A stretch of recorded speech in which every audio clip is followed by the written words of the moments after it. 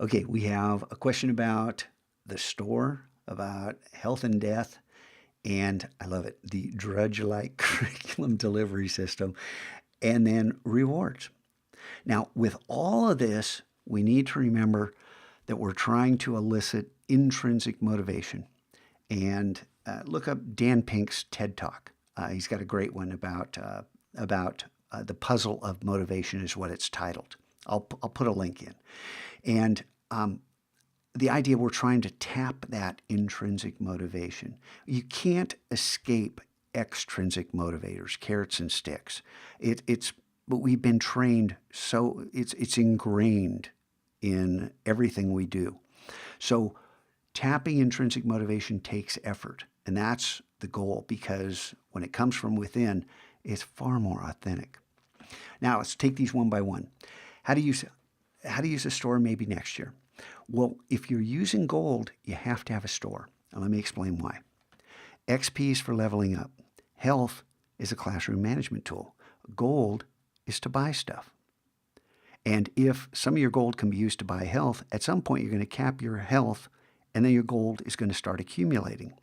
You need to have an outlet for that, and the only outlet is the exchange. Well, there are other outlets. You could bleed it away and use it as another classroom management tool, but it's better to have something the kids can acquire. And among those things kids can acquire, there should be things you don't want them to have. Because there's no better intrinsic motivator than getting to do things you can't do in school. And I mean, you have permission to sleep in class because you bought that store item. You can play on your phone all period. You don't have to pay attention. You can fire up a browser and go play your favorite online game. You figure it out. Things you don't want them to do that aren't against ed code that, for a day, they get to be, king of the hill and live out the dream. And for some kids, they don't care. They just want to learn. You know that. And so we're trying to solve a problem with multiple solutions. And one of the ways to do that is the store. You got to have an outlet. If you need help with this, I'd be happy to help. But I think you've had enough videos, and I think you get it now, and you'll be able to do this. Now, health and death, Hunters and Healers. Hunters and Healers is great. It's a peer-to-peer mentoring system that I'm not going to use this year because there's not enough room in the school year with all the new things we're doing. So this is a topic for the future. As far as health and death goes, boy, did I think I had a great idea. I had some kids who ran out of health. And let's face it, the only way to do that is by making a long series of bad decisions and basically failing the class. But I don't want to give up on kids. So in my infinite wisdom, I said, look, here's what's going to happen. I'm going to reset your account. I'm going to delete your account, make you a new one, and you're going to start fresh. The only caveat is you have to go back to the very beginning, not the daily quest, but the very beginning of the need to know, and go back through what actually is drudge-like curriculum. And that's due to my own poor design. And I thought, that'll be great. And the kids apparently thought, well, this is great. I got 100 health. I got free restroom passes. I can start ditching class again. I can do all this because I got health to pay for it. Well, what a bonehead I am. That's a terrible way to handle that problem. It did not work. So near the end of the year, I had this brilliant idea. At least I think it's brilliant. We'll find out as the second semester rolls on. Grades. I hate grades.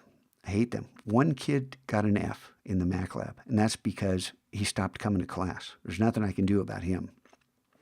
But the other kids that really weren't doing the work, we made deals. And part of those deals dealt with losing all their gold and all their health. And for some of them, they were already there. But the idea that you'll start the year with 10 health and no gold, that gives you very little wiggle room. And the only way to earn more gold and to earn more health is to actually start doing the work. And there aren't any things that I ask of kids that are out of their reach, because all the how-to videos are right there. It's an open book class and all the answers are provided. To be truly creative, now that's another issue altogether. But to be truly creative is not part of my rubric. Because if you do this, and if you truly pay attention, we will unlock creativity that's been hidden away inside of you. So that's my wild idea. And among those students who are starting with 10 Health and No Gold are some students who I had a conversation with. You guys are my leaders. You guys are the best in the classroom. I'm taking them outside and I'm talking to them and they're smiling and shaking their heads. And I go, but